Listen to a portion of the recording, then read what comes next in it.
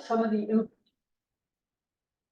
If you're here in person, I hope you had a chance to check out the information on the tables about the use of salt and other fluoride products and problems associated with it. And that information will be available after the meeting as well. And I'm going to circulate a clipboard with a sign-in sheet. This is the McCabe Chapter sign-in sheet we use for our meetings. If you're not on our email list and you'd like to be, please sign up. Rich Staffen does a really informative newsletter that he puts a lot of effort into putting together. And with all the issues that are coming up in the next couple months, if you're not on it, you'll want to be. I've also got a column for those of you that are IKES members. If you'd like to be a delegate to the annual meeting coming up on January 27th, put a check there, and I'll mention that again at the end of the meeting. And with that, I'd like to introduce Jane Holwood, the president of the League of Women Voters Duluth. Thank you, Julie. This is a really exciting presentation from my standpoint. A group of us started working on this in May. And well, actually even earlier than that, when we realized that there was no legislation that was really going to make it out of committee in the last session. And our efforts have been sponsored by the Environmental Action Committee, and the co-chairs are here tonight, Jerry Quest and Beth Kipper. If you want to come up, or somebody's going to read our equity diversity statement. There are materials on the back table about League of Women Voters Duluth and some of the activities that we have scheduled for the month of January and February. Also, if you know someone who'd like to be a member, there's a QR code. You can just take a picture of it and get to our website and sign in. And we also have paper registration forms, and we accept men too. A lot of good men belong to the League of Women Voters Duluth. So if you want to, yeah, Jerry and Beth, if you want to come up and I'm sure you're going to stand in the right. I'm Jerry Quest and Beth Hibbert. We're co-chairs of the Environmental Action Committee, of which this is this presentation is a subcommittee of that group. So we're very excited to be here. I'm going to read the diversity, equity, and inclusion statement. League of Women Voters of Duluth realizes that creative and innovative policies and practices are forged out of diverse points of view. We believe that diverse perspectives are necessary for responsible and representative decision-making. Let us pause to acknowledge our commitment to welcome and facilitate diversity, equity, and inclusion in all aspects of our work. We strive to include people from a mix of abilities and backgrounds in all of our activities. And I just want to, that's what makes it work. We have a great diverse community of women and men in our Environmental Action Committee and the League of Women Voters. I'm going to turn it over to Barb. Right? Is that Yeah, come on up, Barb. Okay, so Everybody online turned their cameras off. okay, So we're not looking at heads. So our topic tonight is putting Duluth on a low salt diet, balancing safety with protecting our lakes and streams. And we're going to start out, just explain the format a little bit. We've got a panel from the New Hampshire Department of Environmental Services, the only state in the country that's actually passed the kind of legislation we're going to talk about. So they're going to talk about their legislation and their experience with it. And then we're going to have an update and a discussion about similar legislation in Minnesota. There will be time for questions and answers after the panel, and then also after the update on the legislation. So if you are online, you may type your questions into the chat and we'll make sure that those get answered. And if you're in the room, just, make note of your questions. If you are online, please be sure that you're muted. We have some control over this as well, but please make sure that you're muted. And we've also asked everyone to turn off your camera during the presentation, and then we can turn them back on again at the end. And Jane Ackery from the League of Women Voters Duluth is gonna start us off with an introduction to the problem. Barb. That was an interesting combination there. That was. My long lost sister. Yes. Well, I'd like to welcome you to, on behalf of the Environmental Action Committee, you've already heard a little bit about it, but there's no such thing as over welcoming, is there? I don't think. The league has a long history at all three levels, local, state, and national, of working on, studying, and acting on water quality, as I know the Izaak Walton League does as well. About a year ago, at one of our monthly meetings, Barb Huberty, is she here? Did she end up? Yeah, she's right back there, but she's in the front of this movement. She gives us regular reports updating us on the St. Louis River area of concern. And she stays in close touch with water quality people. You probably already know her, so I don't need to tell you this, right? In her work for the Minnesota Pollution Control Agency. And at that meeting, louder? Okay, raise your hand if that needs to happen again. She traded her work hat for her league Environmental Action Committee hat and told us we ought to get involved with chloride and the increasing levels of chloride in our area. You'll remember last year was the winter of record snowfalls. How could we forget? And we were all very familiar with Duluth's issues, keeping track of the street plowing, where to put the snow, and sidewalks, which were of particularly interest to me because my mobility is really decreasing.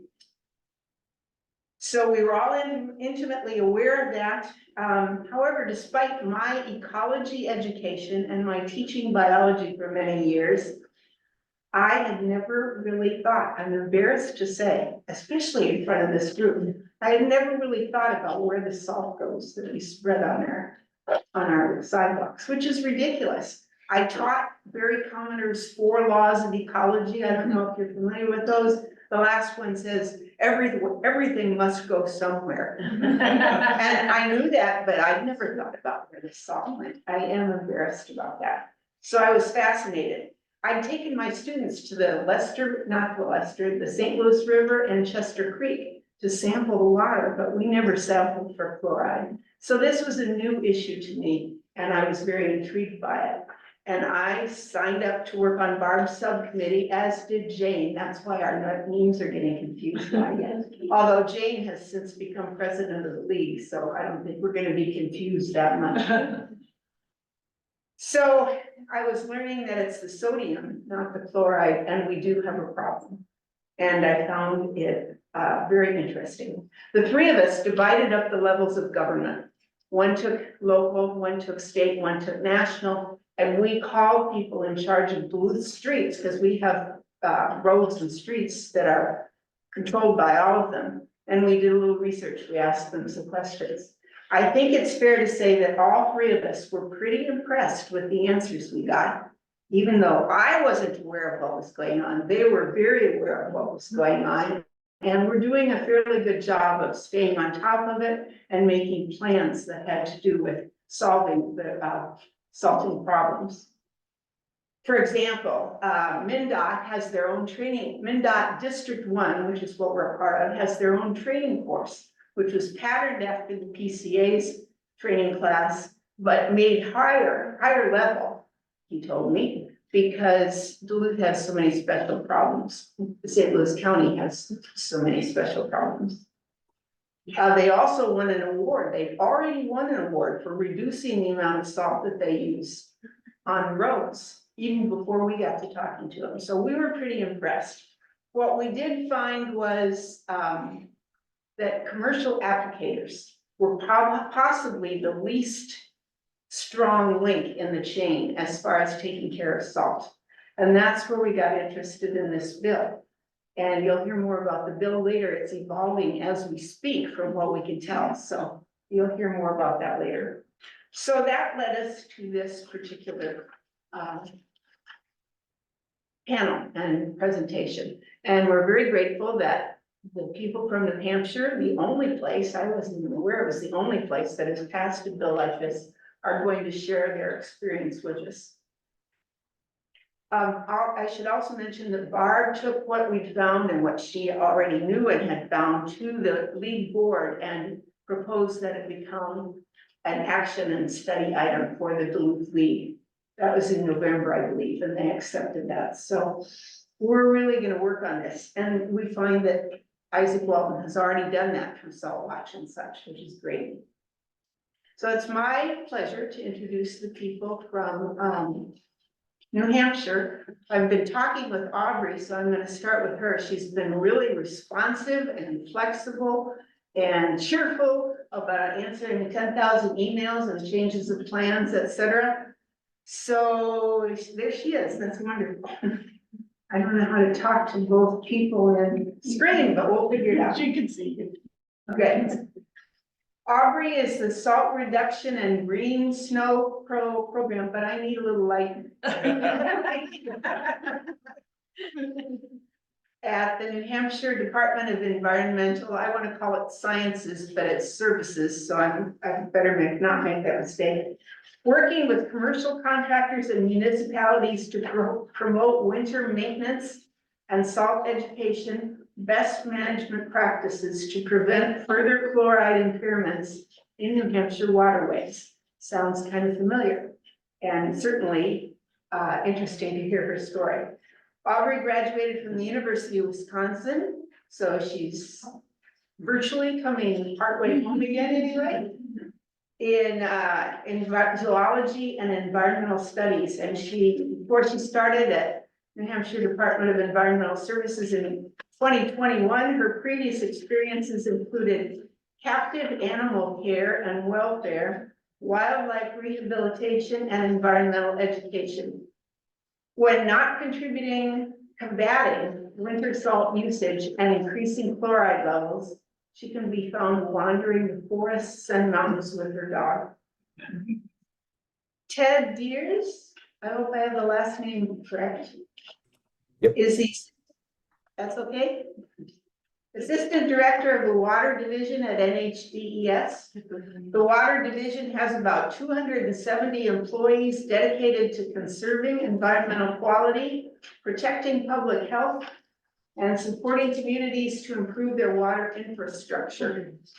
In his 27 years of state service, he has previously served as the administrator of the Watershed Management Bureau and manager of the New Hampshire Coastal Program. It would be fun to have him here, because then I bet some of you who are involved in similar things can talk directly, but you'll have a chance for question and answers. He received his BA in economics and political science from Ripon. So he's sort of in this neck of the woods in part too. He also earned a master's degree from the Yale University School of Forestry and Environmental Studies. Steve Landry is a graduate of the UMass Environmental Sciences program. And I love this. He still suffers the mental scars from 3 semesters of organic chemistry. Steve, I only had to take 2, so I'm glad I wasn't in your shoes. He began his 30-year career with NHDES as a full-time aquatic biologist before transitioning to the non-point source area at NPS management program, where he currently serves as the New Hampshire NHS and NPS program coordinator. He takes great pride in working with collaborators on dam removals, stream restoration, and the Green SnoPro Salt Reduction Program. Outside of work, Steve can be found training for and recovering from competitive running that he should have given up years ago. His words, not mine. I certainly don't know that. Enjoying adventures with his wife and taking their cat to the beach at Prince Edward Island. Thank you all so much for coming. And thanks to the Ikes, Julie, for all the work you've done for this. Wonderful.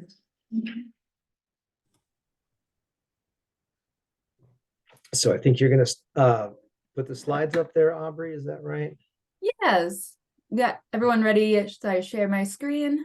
Go ahead. All right, can you see that, Ted? Yes.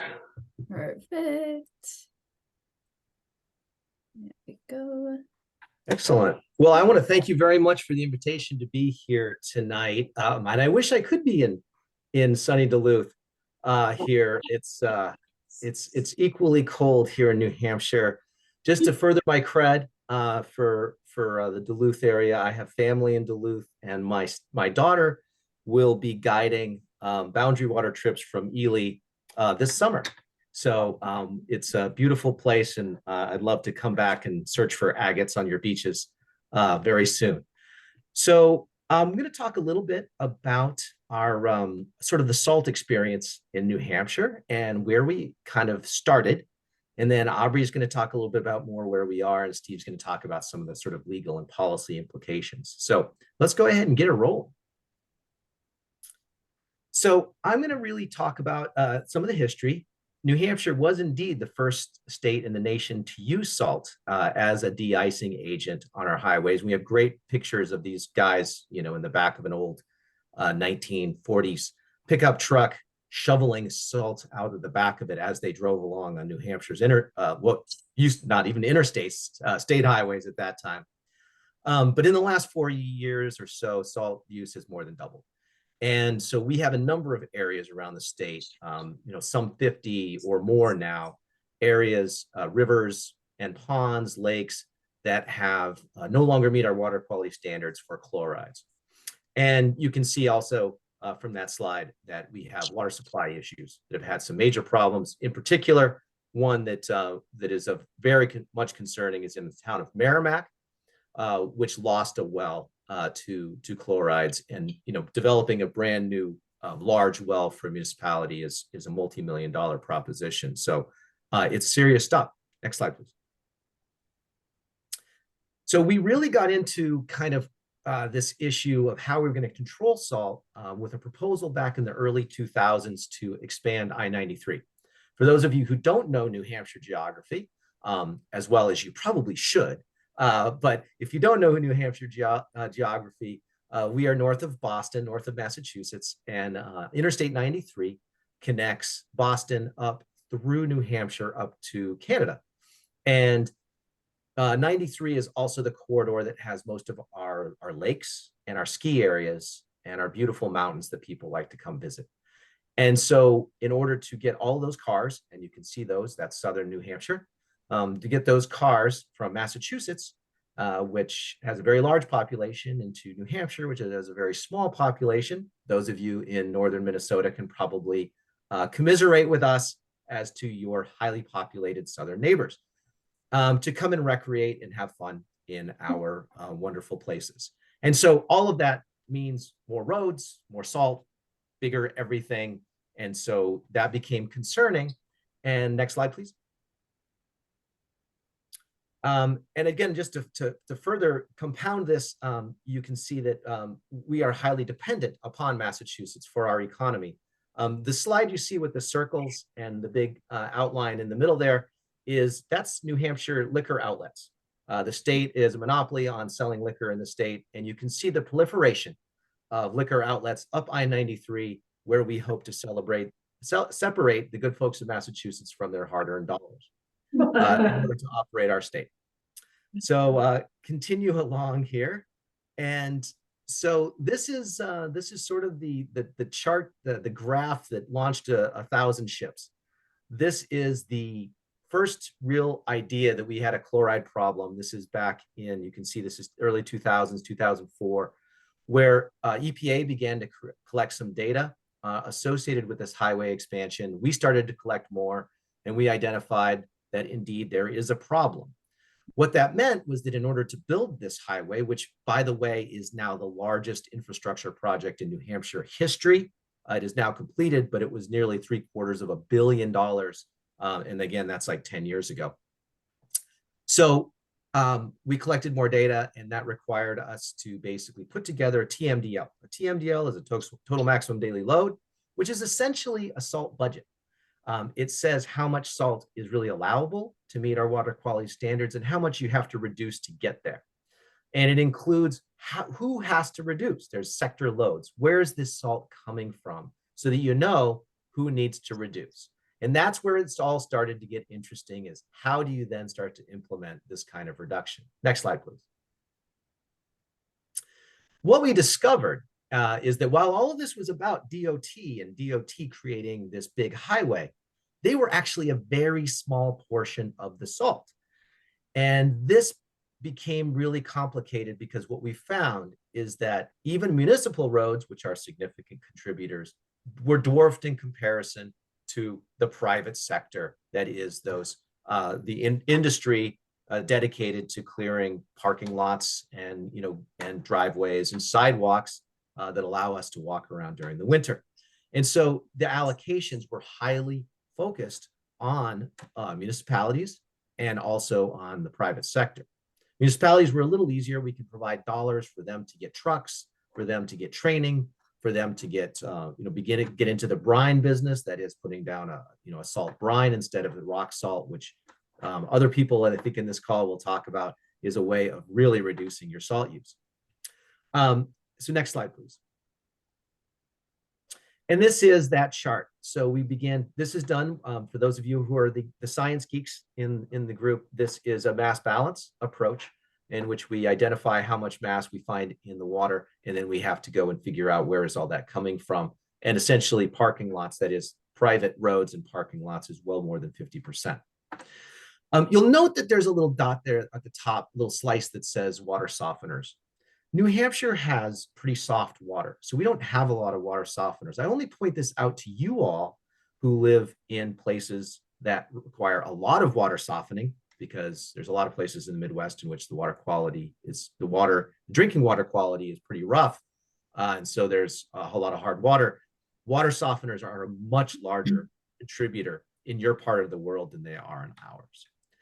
But just, the chlorides is really what we're concerned about from a water quality perspective. And I just point out the little fishy there is that chlorides, where they sit in our water quality standards, are on our big table of chemicals that I call our big list of methyl ethyl death. And that is, chlorides sits right next to chlordane in that table. So we consider that a toxic material, especially for aquatic life. Next slide, please. And at this point, really, in sort of this history, is that as we discovered that we really needed to work with the private sector, we actually stole PCA's, Minnesota PCA's slides and their training program to reduce salt. So thank you, Minnesota. The taxpayers of Minnesota helped us get started. And so we used that and we tried to attract volunteers. And what we found by talking to these contractors who were really excited about salt use, because it's a way to save money, it's a way to save the environment, it's a way to save your trucks, other things, that they were super excited about it, but they kept bringing up this liability issue. And so what they were concerned about, and this is a real concern, is that if they were to use less salt, that they would get sued, slip and fall cases. And I challenge you all at some point, not right now, but later on, go Google slip and fall attorneys Minnesota, or maybe even just Duluth. And what you will find is hundreds and hundreds and hundreds of pages on the Googles that will show you how many people are competing for that business. And so it's a real concern. And so we went to the legislature and we created this piece of legislation that created a voluntary commercial salt reduction program, this Green SnoPro Program. And the whole point of it was really to be able to provide limited liability relief for people who go through the program. And I think Steve is going to talk a lot more about that, because this really gets into sort of how have we been tested over time. So next slide, please. And so I'm going to now turn it over to Aubrey, and she's going to start talking about the Green SnoPro program itself, and sort of what happens in that, and sort of the requirements and all that sort of stuff. And then we'll stick around at the end if you have more questions or want to talk more about sort of our salt experience and how we got here. So with that, I turn it over to Aubrey. Excellent. Thanks, Ted. And yeah, this slide really just kind of shows kind of a little bit of the growth of our Green SnoPro program throughout the years. And really that red line right in between 2013 and 2014, that is when that limited liability relief came into play. And you can see, you know, there's a huge spike in number of people we had certified that year. So limited liability really was a key point in growing this program. And with that limited liability, you know, it says that commercial salt applicators who are certified by New Hampshire Department of Environmental Services, that go through all the training and everything, which I'll talk about in a minute, as well as the property owners and managers who hire them, are granted this limited liability protection. So not only is it the contractors, it's also those property owners who hire them. So it's a really good incentive for property owners, managers to hire a Green SnoPro certified contractor. And with this limited liability, you know, it's not just, you know, hey, you have your Green SnoPro certificate. It's an automatic get out of a, you know, slip and fall claim lawsuit free card. No, they still, you know, have to keep plenty of really good records. There's different written records that they have to keep in order to show that there was no negligence, making sure, you know, safety was still the highest priority, just to help them with these. So kind of going, you know, kind of current status and what we see for the future of this program. So kind of, you know, the main goals of the Green SnoPro program is to, one, increase efficiency. All the different best management practices, you know, for snow and ice maintenance is both to help reduce salt usage as well as increase efficiency as well. Lower the cost. If you're using less salt, less de-icing, anti-icing materials, that should help bring down some of your cost as well. Maintain public safety. While we're very focused on, you know, reducing salt usage, we're wanting to make sure we're putting the correct amount down while we're still keeping that high level of public safety. Increased documentation. As I mentioned before, documenting everything or as much as you can is very important, especially in cases of slip and fall claims. The more documentation a contractor has, the much better off they're going to be. And of course, probably why most of us are here is the increase in environmental quality. We're seeing a rise in chlorides in all of our waterways. There is no, you know, efficient way to get chlorides out. They are a permanent pollutant.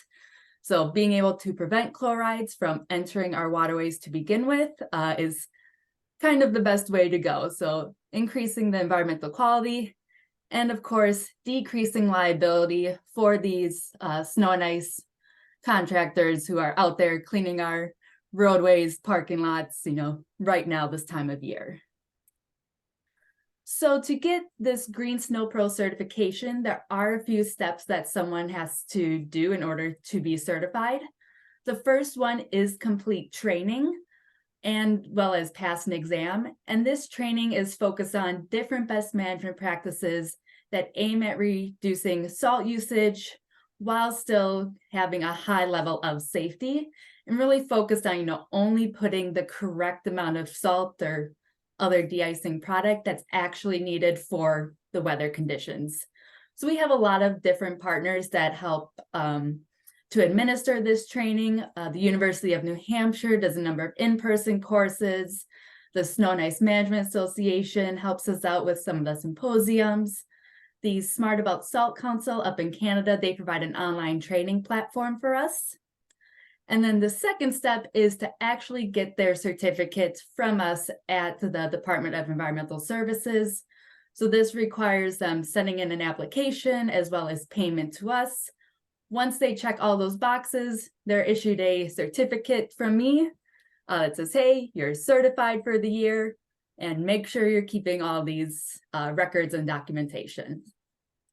So you can see right there on the screen, that's an example of one of the certificates that they will receive once they've kind of checked all the boxes, submitted everything, completed the coursework. And throughout the years, we've definitely seen a lot of growth in this program. You know, definitely once we got the limited liability, it grew a lot. 2019, there was a huge spike in certificates. And of course, 2020, when, the world just shut down, numbers went back down, but they are on the rise again. So far for this current winter season, we have 664 total certificates issued.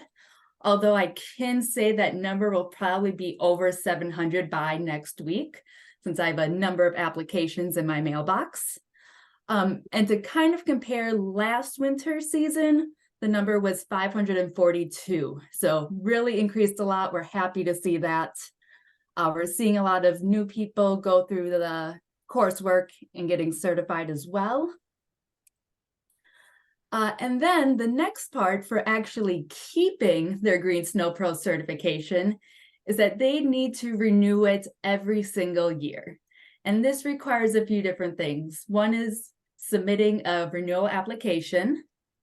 The second is submitting an annual salt usage report. So really, it's just the total numbers of all the different anti-icing, de-icing materials they've used, where they've used it. They send that into us with our renewal application, as well as doing some continuing education. They take that first course to get their initial certification, but every 2 years, they are required to take refresher courses as well. And this is where a lot of my job comes in, is sending out lots and lots of reminder emails to remind them, hey, get your reports in, get your documents in, go do your training. Lots of emails are sent by me, and try to do some fun things, some seasonal outreach to make it the email's not quite as boring. This past fall was some nice pumpkin spice poems. And another big part of my job is just kind of the outreach and engagement through social media. The last February for Valentine's Day created some what I called salty Valentines. And these are ways to both get those private contractors as well as just the general public engaged, and really get, homeowners and everyone else to understand how salt works and what Green SnoPro is and why reducing salt use is important. We host an annual salt symposium every September, and this is for both municipalities and private contractors. We all come together. It's a full day event, different educational sessions, live demonstrations, lots of vendors there. Great time to just kind of come together, network, communicate with each other. And I just wanted to say that new this year and happening next week is Winter Salt Awareness Week. And this is a collaboration from different agencies throughout multiple states. Wisconsin Saltwise, it's really who's heading it up. And again, just a way to kind of bring awareness of winter salt use, its effects on our waterways. There'll be different live webinars, and I can send more information on that as well. So just kind of the future of Green SnoPro moving forward. Municipalities will be coming into the program very soon. We are currently in the process of finalizing the draft rules for municipalities to have their own Green SnoPro program. This is great, as Ted showed in the other charts, that they are the second largest contributor to salt application. And then we're just continuing to add additional coursework, kind of vary it up for our applicators, those in the programs, finding ways to get them more engaged. So I will turn it over to Steve to talk about the limited liability protection and how it's kind of played out. Well, thank you, Aubrey. And if maybe someone in the crowd can give just a little acknowledgement that you can hear me fine, that would be great. Yeah. Okay, that's really good. Thanks. And I wanted to just remind everybody that if you're looking to stand up a similar program that involves salt applications, certifications, training, and a lot of people management, you got to get yourself someone like Aubrey, who has infinite patience and eternal sunshine built into her, because our commercial audience is a mixed group of collaborators, from extremely organized and large fleets and ready to roll to two guys in a plow. So she does a fantastic job in her prior experience as a animal handler seems to come in handy for this job for some reason. So Aubrey, well done. And the humor is fantastic with the reminders, and thanks for keeping things interesting and engaging. So kudos to Aubrey. So I will take just a few minutes here. I just have like 2-3 slides to talk to you all about our signature limited liability case that was in play in the fall of 2023. So last year into the early spring of 2022, 2023, excuse me. So next slide, Aubrey. And as Ted mentioned, if you do a Google search on slip and fall lawyers, you'll find plenty, and some of them respond to these. And unfortunately, our program's been around since 2013, and most of these slip and fall claims really just get settled immediately as kind of bench trials, both parties not wanting to have a lengthy, expensive trial. And unfortunately, on more than one occasion, we find that our commercial certified salt applicators have a lapse in record keeping, or they didn't keep up on their training, or they didn't do their annual salt use report. Just some missed step that any lawyer worth their salt, pun intended, can uncover and settle the case. So we hadn't had a good leg to stand on with this limited liability until late 2022. Next slide, Aubrey.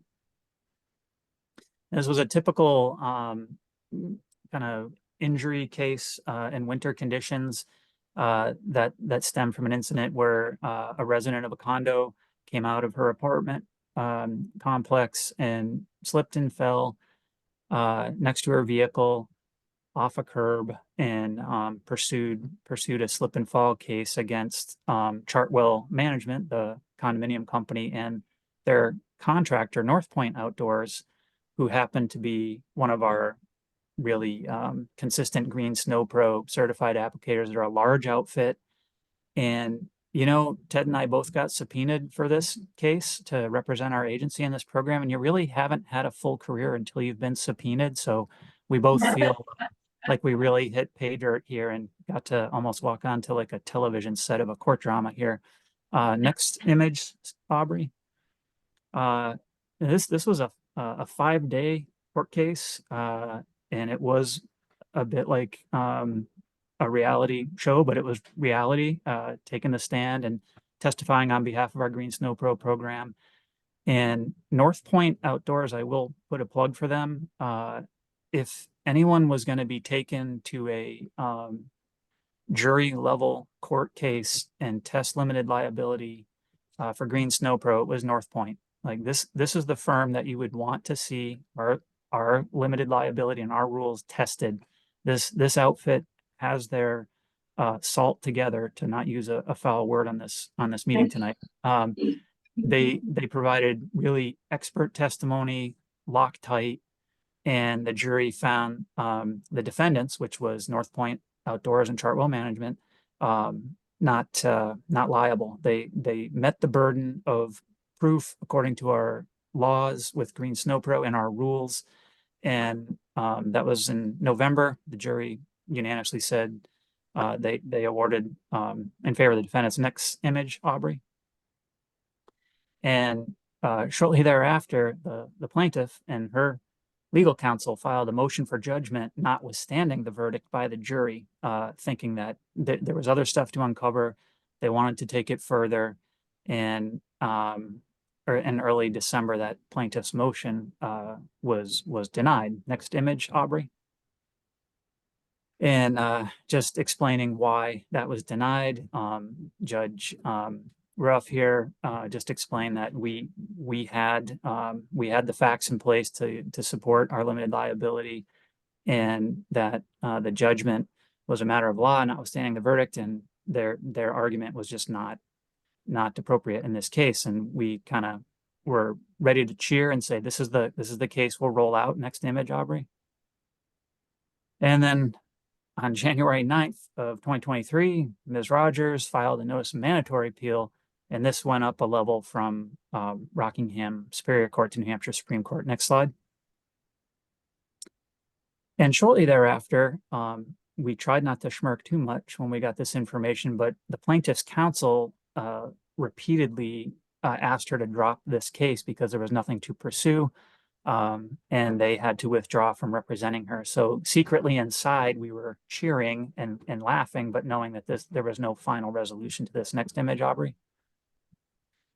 And then she failed to secure new counsel because of the baseless accusations that were made, and no other counsel would agree to represent her evidently. So finally, at long last, on May 23rd, the case was closed, and we truly do rejoice because this is a fantastic court case to have go in our favor, in favor of our, not only our Green SnoPro commercial salt applicators, but the management company, the condo company that hires them, and our Green SnoPro commercial certification program. So 5 cheers all around. This is something we're very proud of and very satisfied to have in our back pocket at this point. So next slide, Aubrey, thank you.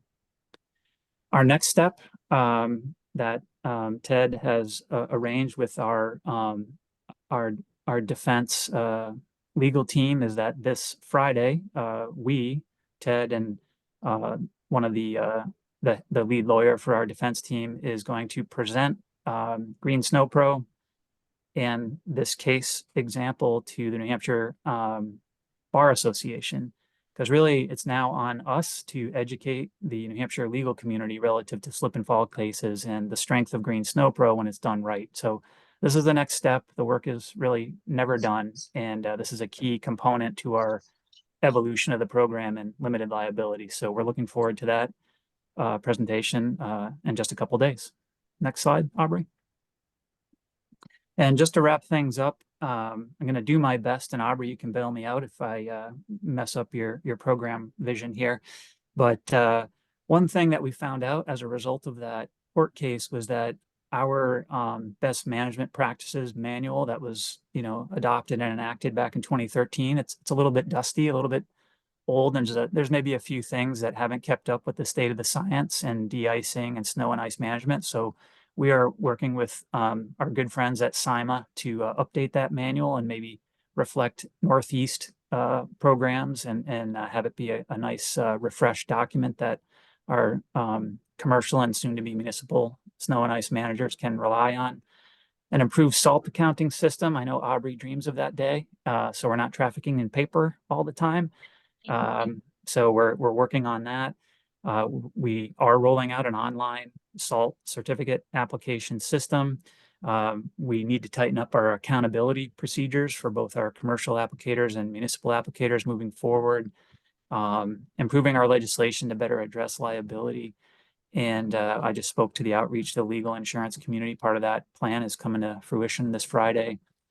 Marketing materials for Green SnoPros. I know Aubrey has a schedule tomorrow to do some filming outside for more outreach for Green SnoPro, and there may be costumes involved, but I'm going to try to shut my shades and ignore that that's happening. I've lost control of my staff at this point. We are rolling out the set of municipal Green SnoPro rules in New Hampshire. Aubrey and I worked on a fiscal impact statement on that today. Some really boring sausage making that has to happen, but probably about 50 of our municipal communities are MS4 communities, and they're really itching to have Green SnoPro rolled out so that they are eligible and able to be certified.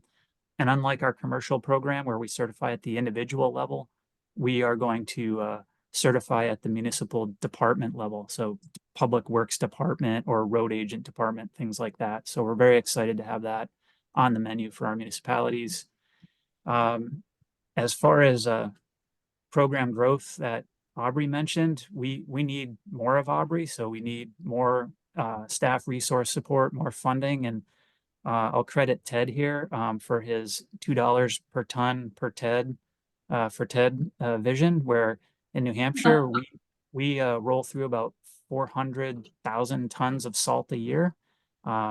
If we could add a little bit of financial support that comes out of the sales of those commercial tons, that would help support a program that we could not only help with personnel and staffing support, but also roll out a grants or loans program to get back to what Ted was saying about assisting communities with converting to brine. You know, it's a big expense to turn over a fleet, so that would give us that flexibility.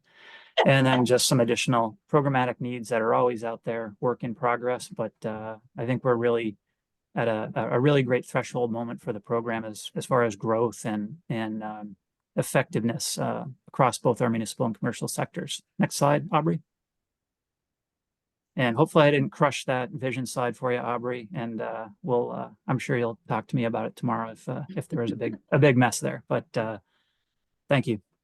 You did fantastic, Steve. Thanks, boss. Stop the shit. There we go. So I have a question. Sorry. Turn yours off all the way.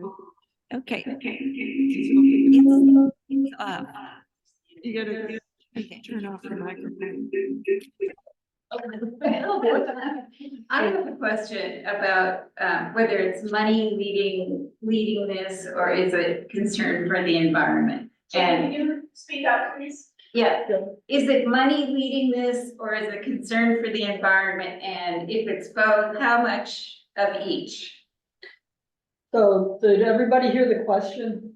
Okay, is it money or is it concern for the environment that's driving this, and what is the need for both of those?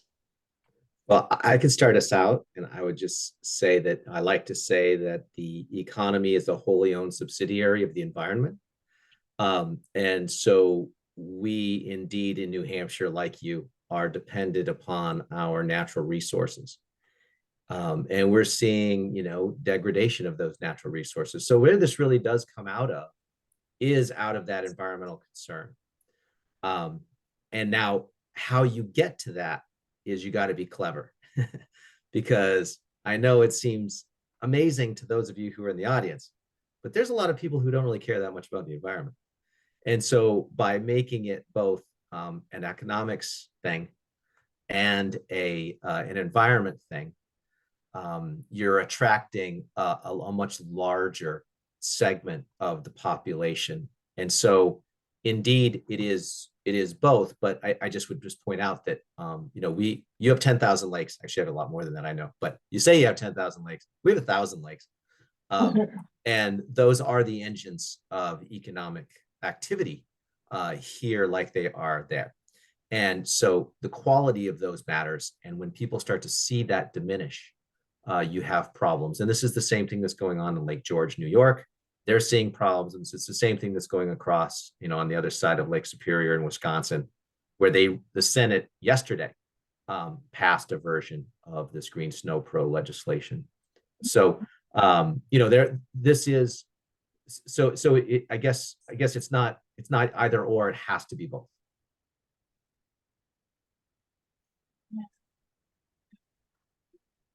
Okay, we've got, first of all, wonderful presentation. Thank you all.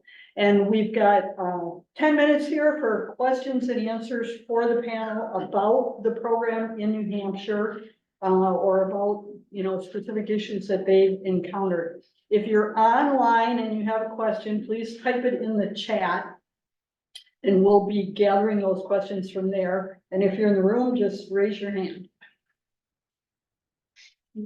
I'd like to know the New Hampshire tips for getting legislative support. New Hampshire's tips for legislative support Sure. for getting passed. So let me just tell you our story real quick, and because I had a feeling this question would come up, so I didn't try to cover it in the slides, is that we tried 4 different sessions before this law was passed. And I will tell you that it is extremely difficult to get it passed. And there's a reason for that. The reason is that because to Democrats, this legislation reeks of tort reform. And so the trial attorneys and everybody hates it. If you're a Republican, this sounds like a new mandate. It sounds like some sort of government coercion for people to do something, to spend money, for private contractors to have to do things differently. It's growing government because It does take staff to run a program like this. So if the Republicans hate it and the Democrats hate it, you can imagine it's a little tough to get this done. So in New Hampshire, the way that it happened is that it happened to be that a key influential person in the Senate, and we have a very small Senate. We only have 24 members of our Senate. We have the largest House in the entire world with 400 representatives. But anyway, it went through the senator was head of the budget committee, and it sort of 11th hour smoke-filled room kind of thing. He put this in the back of a budget, and that's how it ended up passing. But I will just say that the lesson there is that you need champions. So if you want to get something like this passed, you need to have champions. You need to have champions in industry, that is in the salt industry, the winter maintenance industry. You need to have some insurance companies that are for it. You need to have your environmentalists that are in for it, and you need to all work on your own. You need to work on your legislators. And I know that in Minnesota, because this is the same in Wisconsin and it's the same in New York, is that you do have a north-south dynamics. And so what makes sense, there's this feeling that what makes sense in the cities doesn't make sense elsewhere, and making sure that everybody understands that this is a problem that's ubiquitous. It isn't just a city problem. And that's, I think, the other important piece of it, just from my perspective. Hey, do we have a question from the chat? Let's go back and forth between the Sure. chat and the room. One question from the chat is, have you developed any informational handout for the homeowner to know how to safely apply salt? Have you developed any informational handouts for the homeowners to use to know how to safely apply salt? Yeah, I can take that question. So those are kind of in the works right now. In the past, we have not had a lot of like really good homeowner outreach. It's more been focused different outreach to, commercial, private contractors, municipalities. We are trying to bring in some more, homeowner education, just kind of for the general public of how salt works, what you can do at your own house to kind of reduce your own salt usage. I will say that we have some in the works mainly for next week, for Winter Salt Awareness Week. We'll have some social media, Facebook posts. We're having a short article that'll be coming out in our Green Works that the Department of Environmental Services put out. So a little bit is on its way. We are hoping to have more in the near future. I will say, if you are looking for some good homeowner resources, definitely check out the Wisconsin Saltwise website. They have a lot of great materials for homeowners that I've definitely borrowed from them to share with others as well. Really, I can speak to that too. The cleanwatermn.org has a fantastic 2-page residential handout. Cleanwatermn.org, maybe you could type that into the chat. Jane, thank you. Glenn? Yeah.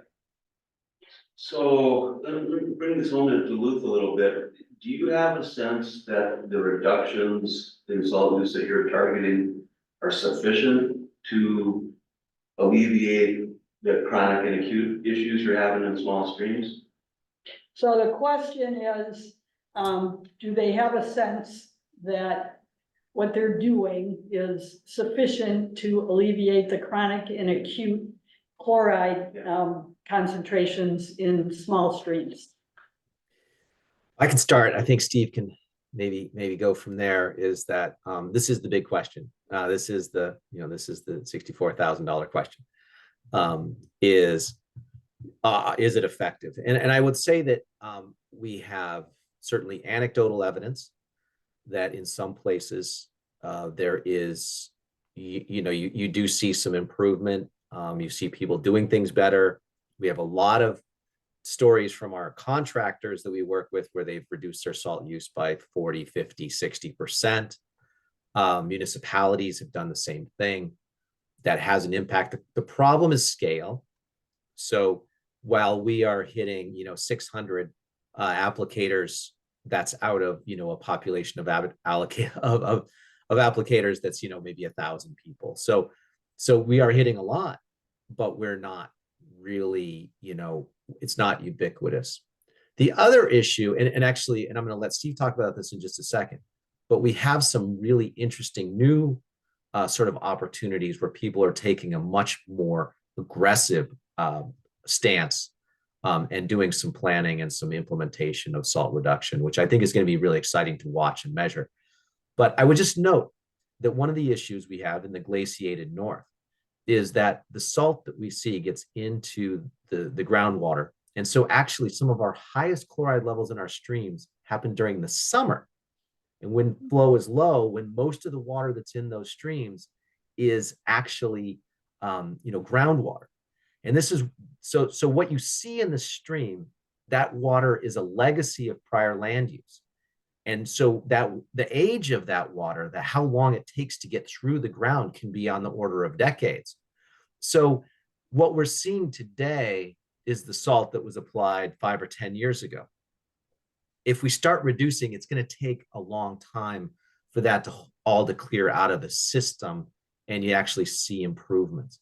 So this is the long game. This is the marathon that Steve is running. And so this is really it's a very hard question and one that's very hard to measure. But Steve, why don't you talk about Merrimack Village District for a second? Sure.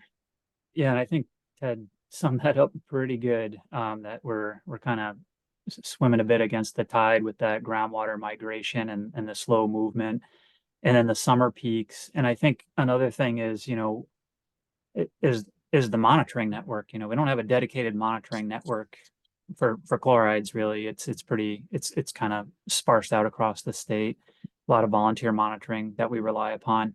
The other thing is I think, we look at the last 10 years of Green SnoPro and annual salt use reporting, and it's a nice cross section, but it's also being kind of paralleled by our changing winter weather patterns in New Hampshire. So we're seeing more and more ice events rather than pure snow events, especially in mid and southern New Hampshire. So we're forced to put down more salt now than we have been in the past. So if there was any way to detect some positive trends, it's kind of being offset by this weather severity index trending for more non-pure snow events. And then I think the one hope that we cling to that Ted just mentioned is that we have an opportunity in a fairly small watershed in the town of Merrimack, New Hampshire. It's south central New Hampshire, where we have a large public water distribution system, the Merrimack Village District, with like 9 high production wells. One of them has been taken offline because of sodium and chloride contamination. And we have salt application parties active in this watershed, this aquifer watershed of state, New Hampshire DOT salt applicators, private salt applicators, commercial applicators, and homeowner applicators. So we have kind of this kind of laboratory experiment defined at a watershed scale, and we're going to develop the first chloride-based watershed management plan in this Natticook Brook watershed. And they do have an extensive monitoring network there that they've had for over a decade, monitoring sodium and chloride, groundwater, and some surface water levels. So this is kind of the shot we're taking to quantify things and hopefully note some serious salt reduction strategies by large commercial footprint properties. There's massive business and retail outlets there with oceans of parking lots, and some of them have gone to no salt policies, heated sidewalks. They're doing practices, but getting all parties to buy in is our big strategy. And we have a meeting coming up Friday to talk about project process. So maybe at some point in the future we can better answer this question. But we're cautiously excited. Best we can hope for. Another question in the chat is there a tax cost to the state of New Hampshire, or is it funded by those state liquor stores? So the question is, how is the program funded? Is it Sure. funded by the liquor stores going up? So you may know you may know our state motto: "Live cheap or die." And so we take that rather to heart here in New Hampshire, and we are a we are a thrifty bunch here in the Northeast. Um, so we have, you may be aware, we have no property tax and no sales tax here in New Hampshire. So no income tax. We have a lot of property tax, sorry, big property tax, no sales tax, no income tax. So we run lean and mean. So the funding that we use to fund this program comes partially from fees, that is fees on the applicators themselves, and partially out of some of the federal and other dollars that we have floating around. So that is a real challenge for us. I think, as Steve mentioned, if I had my way, I'd have a much larger budget. We would figure out a way to have a much larger budget. We'd have Aubrey, and she'd have several minions who would be doing great things. So that would be the dream. The reality in New Hampshire is that we are very, very, very trim. And so finding ways to fund these oftentimes have to be very creative. And so we've been creative so far. And I think that one of the things I'm looking at in the next budget is to really see what we can do and try to improve this, because it is a problem. And it feels like we're starting to get some real momentum around change. And that not just here, but I hear that in New York, I hear that in Wisconsin. I've been working with the folks, the Stop Over Salting group in Minnesota. I've worked with them for a fair bit, and up in Ontario. We've been all over the place, even in Virginia and Maryland, which, believe it or not, have a lot of salt problems. So this is you're not in this alone, but it does require resources. Great. Do we have another question from in the room? Or On average, since this bill has been passed, how many claims are you having to defend against every year? on average, since the bill has been passed, how many claims are you having to defend against every year? It's a super hard question to answer because a lot of them never see the light of day. But I would just say, Steve, do you want to talk about, or Aubrey, we know that there's claims going on because we get right to know requests for all the records. So maybe talk a little bit about how often that happens. Yeah, I mean, we are definitely seeing an increase of these right to know records, which pretty much, we have to share the, applications, salt usage reports, all that documentation that is sent into us. And especially this past year, I should have kept count of the number of right to know requests we got. Although a lot of times after those, we really never hear anything. We know there's times where definitely they settle for the case because nobody wants to go to a full jury court and have to go what Steve went through with North Point. And a lot of reasons for that is just because these contractors didn't keep the records that they're required to keep. So, they might be missing salt usage reports. They might have forgotten to renew their certification.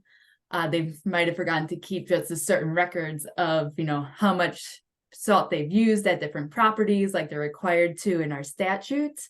So we're really pushing that of making sure that our applicators and Green SnoPro contractors know, like, hey, you have to keep these records if you want to meet these limited liability requirements. We also know that a lot of cases are pulled. So even the people who are bringing the case, the plaintiffs are they're pulling their cases when they see how well documented some of these are. So some of them never see the light of day. The other thing is that the statute of limitations on this stuff can be years. So it does take a long time for these sort of things to wind their way through the legal proceedings. But it's a really hard question. You'd think it would be a simple thing, but the court systems are so they're disjointed that the counties, there isn't like a common database for all the different counties doing all this stuff that you could search by slip and fall case, salt, that just it's a really hard research question because the data aren't gathered in that particular way. Okay, we have another question. I'll combine two questions. One is, are you talking to people about using sand and gravel instead of salt? And the second part of that is, are there any efforts to limit the size of the oceans of parking lots that you're dealing with? Okay, could you hear those in the room? Yep, okay. Well, Steve, why don't you talk about the first one? Which is the Yeah. sand issue.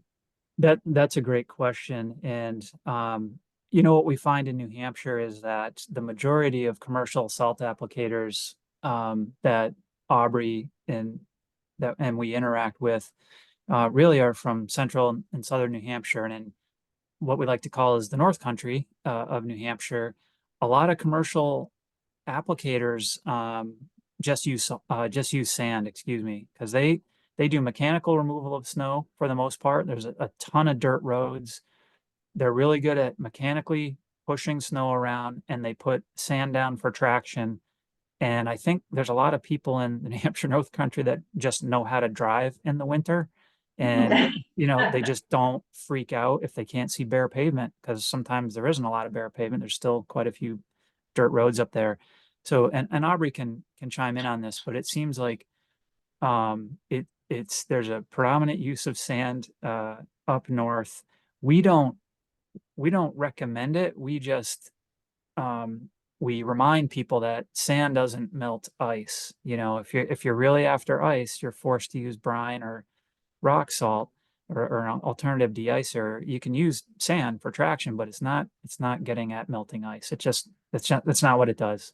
It's just for traction. So we don't push it, because what we want is for winter snow and ice managers to use the right product in the right amounts at the right time for the right conditions and meet their contract requirements. So that's the best way I can answer that. And there's a cost to the environment of using sand. And, you know, this is, you know, another thing that we are concerned about is that you get a lot of sand. It has a lot of phosphorus attached to it, because the phosphorus adheres to those sand particles.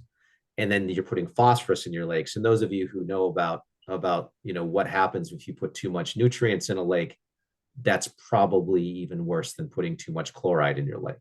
So these are the balanced, you know, things that we talk about. I think that, you know, the laws of ecology that you started with, that everything has to go somewhere, and there's a cost to living the way we live. I would also point out that in particular in Duluth, you have all those metal bridges, the lift bridge and some of the other bridges that are around and next to the lake. And those aren't supposed to get chlorides. And I know that your DOT spends a tremendous amount of money using potassium acetate on some of those structures, because of the expense of trying to replace them with the chloride would cause a lot of, would cause them to rust out. So that's an interesting sideline. It's just, I think, it's an interesting piece that you don't see very much of in other parts of the country. Thank you. I think we'll take one more question in the room, one more from the chat, and then we'll move on. So we'll have time for a legislative update. So Rich, you have your hand up. I want to thank you guys for what's been a really informative presentation. I was wondering how you defined or determined what an adequate amount of salt application was needed to meet the liability requirements of the law.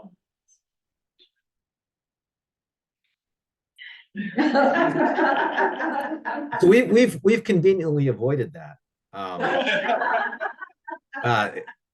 You can tell I spend a lot of time in the legislature. So Mr. Chair, I'm going to dance around that question for a moment.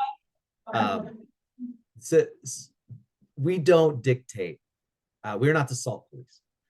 We don't dictate how much salt you use. We have guidelines, recommendations, but the number of factors, and Steve can correct the number, is something like, 80,000 different permutations of factors that go into where, when, and how you use salt and how much you use. And it has to do with weather and humidity and temperature and surface temperature, You know, what's going to happen in the next hour, and whether you're in the shade or you're in the sun, what the parking lot material is made out of, what's your level of service that you require.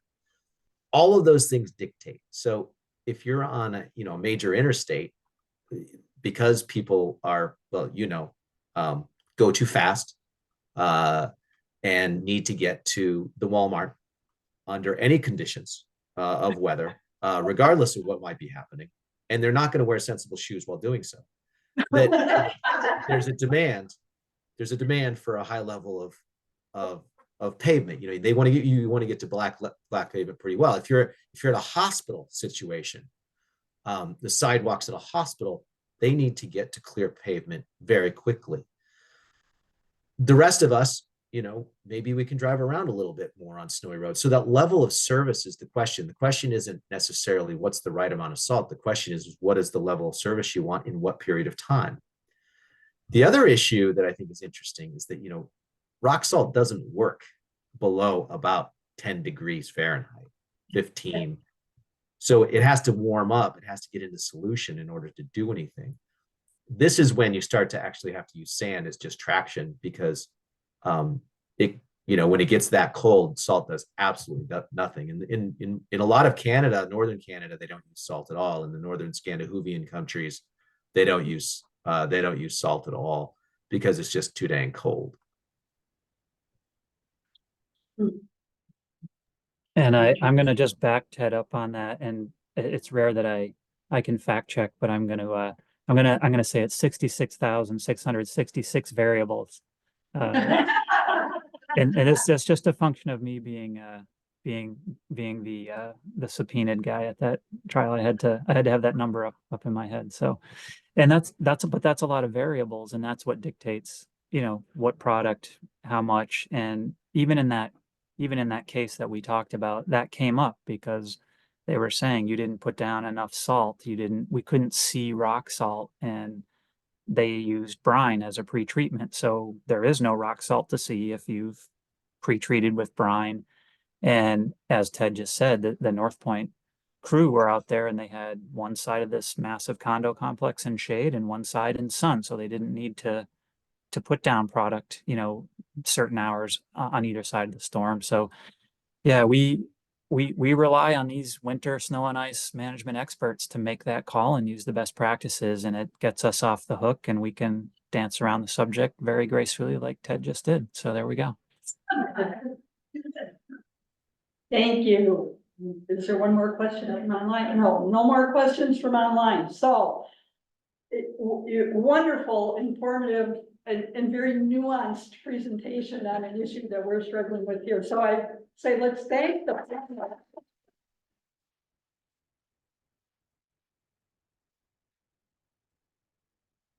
And if anyone really does want to, you know, dig their teeth in and continue with any of this, I noticed contact information at the end of the presentation, and we have recorded this, and we will make this available.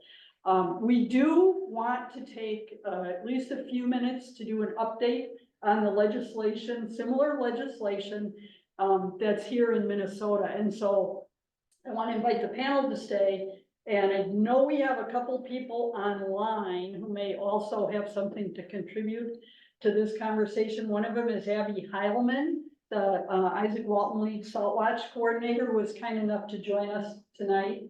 And Sam Strukin from the League of Minnesota, the Minnesota League of Women Voters, is also here with us. So I want you to feel free to contribute something if appropriate, and I'll start out by giving my short summary of what's happening with the legislation in Minnesota that I have had a great deal of difficulty cobbling together over the last few days because of what's happening. So last year, there was a bill introduced in Minnesota. It's not the first time this legislation has been introduced, but there is a bill in the current session, House File 820. It has a companion bill in the Senate, Senate File 755, for those of you that like to follow and track on the bills. We do have a fact sheet in the back of the room with a little bit of information about the bill. So what this bill would do is a voluntary program for applicator certification that encourages training and best practices to reduce de-icer usage. It does include some limited liability protections, so that lawsuit piece, which is of importance to everyone, is addressed in it.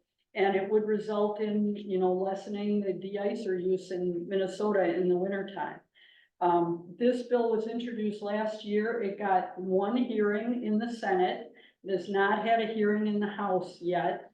In previous sessions, the bill had been supported by the Minnesota Nursery and Landscape Association. And I don't know if this occurred to any of you, but it hadn't occurred to me that what a lot of landscapers do in the wintertime is plow snow. Yeah. So these are the people we're talking about, the contractors who are out there applying salt. So they had supported the bill, testified on behalf of it in the previous legislative session, in its previous iteration. In the session last year, they withdrew their support for the bill. We're not totally sure why, but we suspect it has to do with the liability language. What I've been told is there was also a lobbyist change at MNLA, so there might be an individual with a different perspective, but this is what's being haggled over is would they be totally free of liability if they participated in this program, or would there be some limited liability? Also, Representative who has sponsored the bill, Representative Tabke in the House, has stepped away from the bill and is no longer sponsoring it. So the current legislation is still alive in this session, but it does not have a sponsor in the House. One of the other things that happened from last year to this year is the Minnesota Center for Environmental Advocacy had some money to provide support for this legislation last year and had a lobbyist who could work on it. They're not going to be able to do that this year because of staffing issues that have happened in their organization. So they're just short-staffed and the prospects for the bill maybe are not looking so good. The understanding is that the Minnesota Nursery and Landscape Association is going to offer their own bill, which has not been made public yet, has not been shared with anyone. Nobody knows what's going to be in that legislation, but it looks like it will be a competing bill.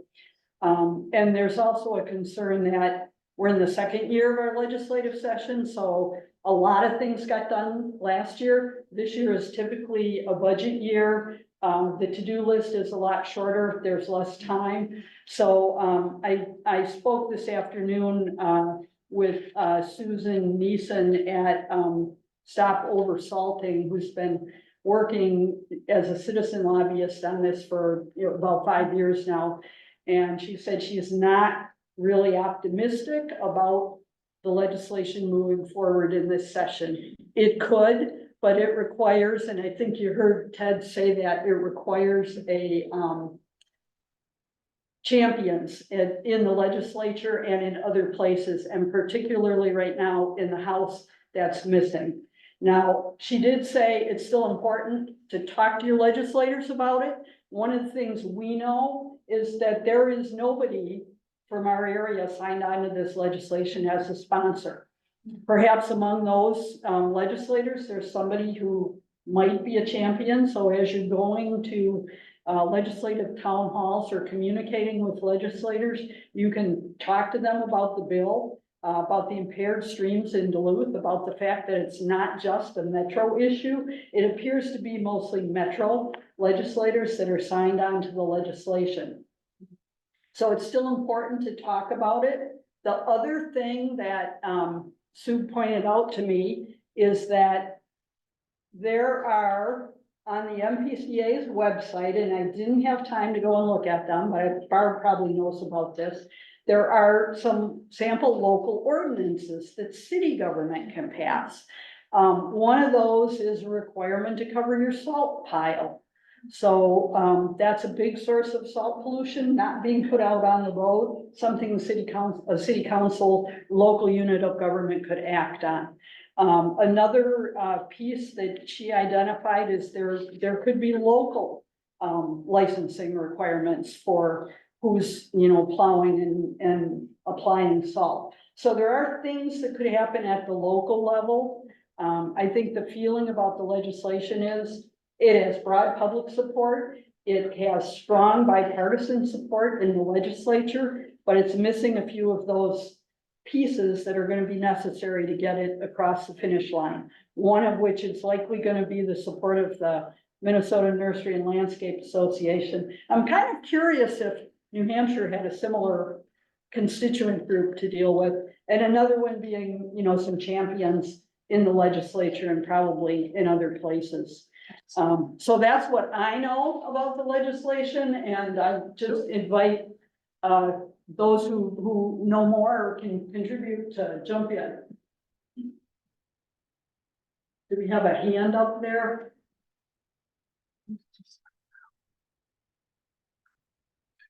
I thought I was gonna say something. Yeah. There he is. Yeah, so I guess just to answer that particular question is that it is definitely true that landscapers oftentimes become salt applicators in the winter months. But our landscape association has not been particularly strong over the last couple of decades. It really has not had the kind of membership that would make it a powerful lobbying organization. So we haven't really had them. Now, I will say that in the early days, some of the salt applicators were against this legislation because they, again, they didn't want government telling them what to do. But they've become our strongest proponents now. And so, but I know in other places, in New York in particular, the Landscape Association is very strong and has been, interested in this kind of legislation. And the same is true. I know in Massachusetts, they do have some pretty strong organizations, but it really comes down to how strong that organization is and whether or not they're going to, really back this. If they were, you'd think that they would back it 110%. And again, I don't know who's had those conversations with them, but they can be a powerful lobby if you get them going the right direction.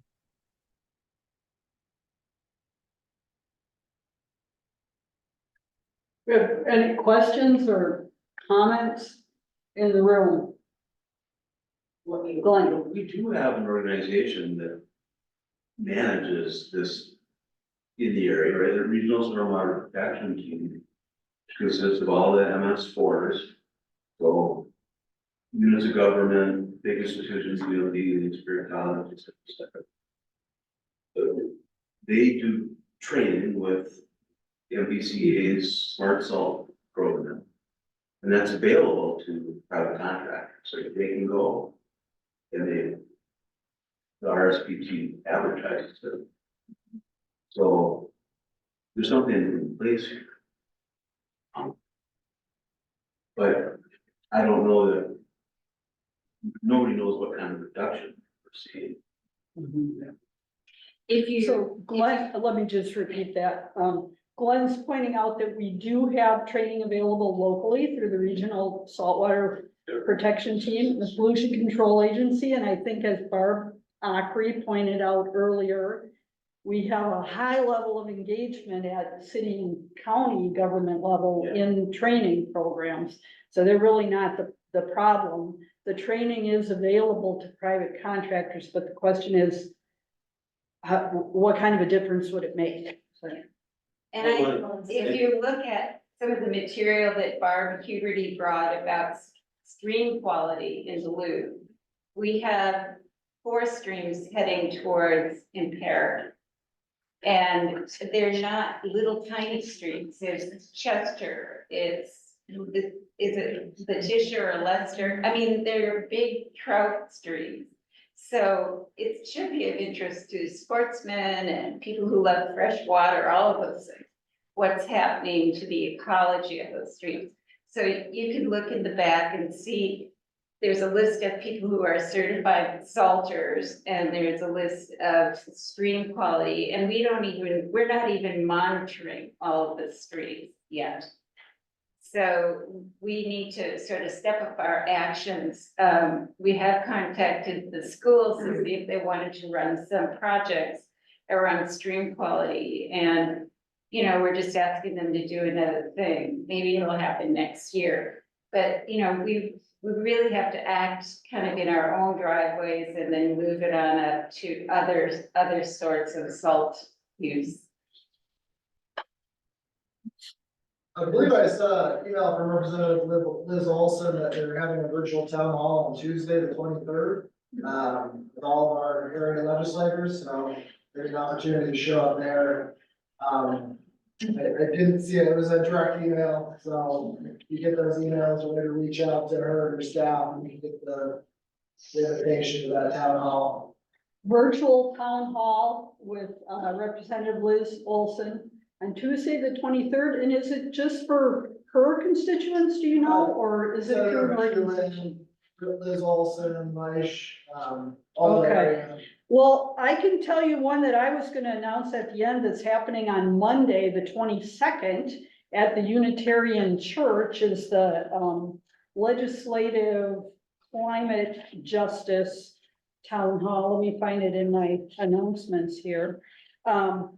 It's sponsored by a number of environmental organizations, including the Ikes are a sponsor, the League of Women Voters is a sponsor. A number of our legislators will be there.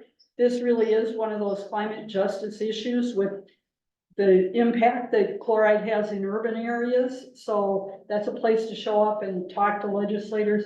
I think that's a piece that we can work on here, is we don't really know if our legislators are aware of the problem or the seriousness of the problem. We do know that none of them have signed on to this legislation, so perhaps we can play a role in moving that along. Sally Munger. The legislative roundtable. The league will be sponsoring a legislative roundtable on the 28th at the Unitarian Church from 1 to 2:30, and we are having Senator McEwen, probably Senator House-Child, and Representative Olson and Mish Kozlowski. And that's another place. And also on the table back here, there's a list of these events so that you could get the time and everything. So there are, in addition to the one that's being sponsored by the legislators, there's the one that you was talking about, the environmental one, and the League of Women Voters one. So all places that you could go and raise your question on this.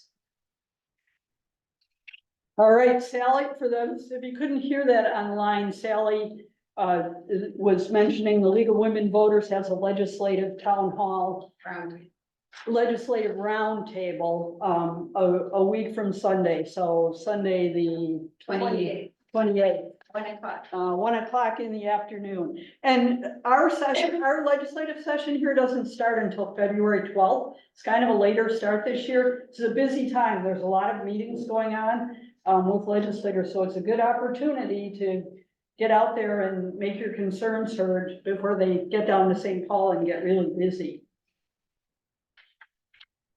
Barb. I wanted to speak to what you were talking about with the local ordinance opportunities.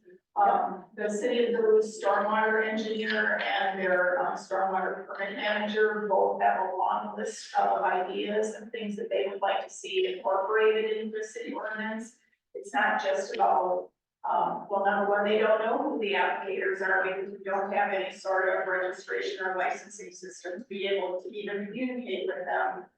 We don't have any way to get information about where people are taking snow that they're removing it and storing it.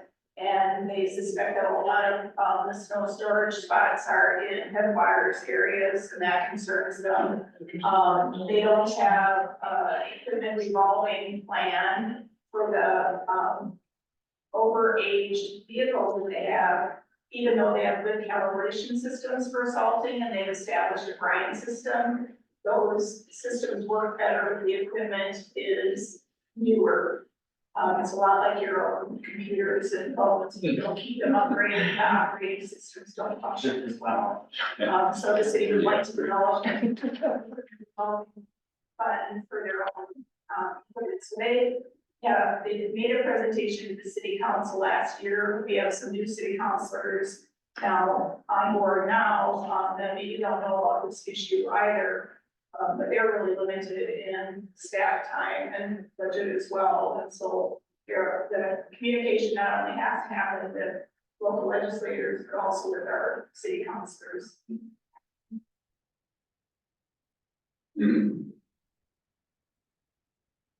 Anybody else? Or I'd say one more thing related to your salt watch program. Jane brought up the fact that in Duluth, we have 44 streams that I think only 10 of them are monitored. And of those 10, only 2 meet standards. So that if we actually do more monitoring, we may find that we have many more impairments. And one way that citizens can help is to become salt watch volunteers. And I highly encourage people to adopt a stream that's not being monitored. So we started taking some data about it. There's a chart that shows which streams are being monitored, and where you see a blank, there's no monitoring happening whatsoever.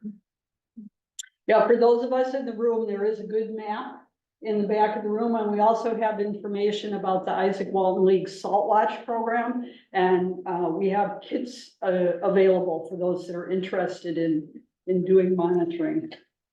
More question. So I think Taylor Aubrey mentioned that there's Salt Awareness Week in Wisconsin, sign on to Minnesota has done that also, and that's next week. You just go to their website and sign up for it. They have every day, they have a 30-minute program. I think it starts at noon. And it talks about the issues of freshwater ecology, or what's called as freshwater ecology, and our groundwaters. And experts talking on that subject.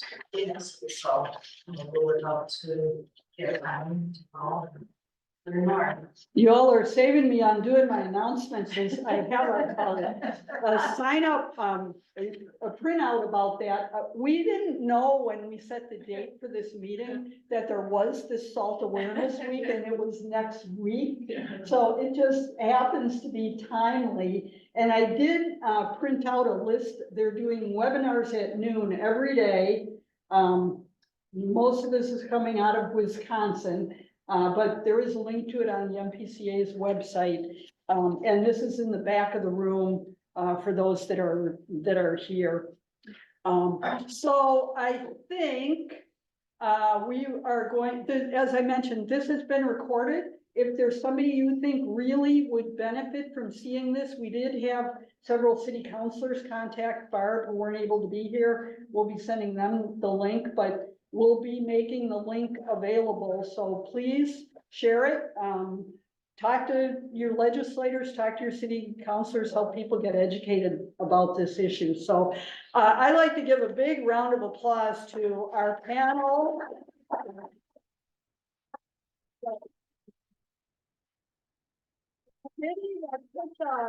That put the meeting together, that would be Jane Hovland, Barb Ackery, Barb Huberty, and to Molly, our behind the scenes tech person here, who, you know, I sit next to her and I see all the moving pieces she's juggling, trying to, you know, keep things doing what they need to be doing on the screen and in the room. So thank you, Molly, you're an unsung hero. And then I have just a couple of announcements. Most of mine have been made already, but the Legislative Climate Justice Town Hall, Monday, 6 o'clock at the Unitarian Church, chance to talk to your legislators. For the Izaak Walton League, the Minnesota Division annual meeting is Saturday, the 28th in Bloomington. You don't have to go in person. You can participate online, but if you would. That's the 27th? Yeah. Okay, sorry. It's Saturday, that's the important. But if you'd like to, if you're an Ike and you'd like to get involved in that, talk to anybody in the front row here. And then our chapter's next meeting will be February 21st on the Voyager Wolf Project, and they'll be here in this room, but also virtual. Martha wanted me to be sure to tell you to save the date, to make sure I have it right, April 25th, for our chapter banquet, which is coming back this year after a 4-year hiatus. So circle that on your calendar, and plan to be at the Buffalo House, and more details will be forthcoming.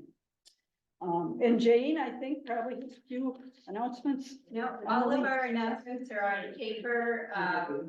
You know, there's plenty coming up. We have Citizens in Action on the 27th, the same day that you're doing your thing, and then the Legislative Roundtable. We also have a presentation being done for Women of Influence, and it's Leanne Littlewolf, who is head of American Indian Housing Corporation. And she's going to talk about the path that she walked in order to be leading the way she is. So the public is invited to that as well, and that's February 15th. And you can go to our website and see all of those details.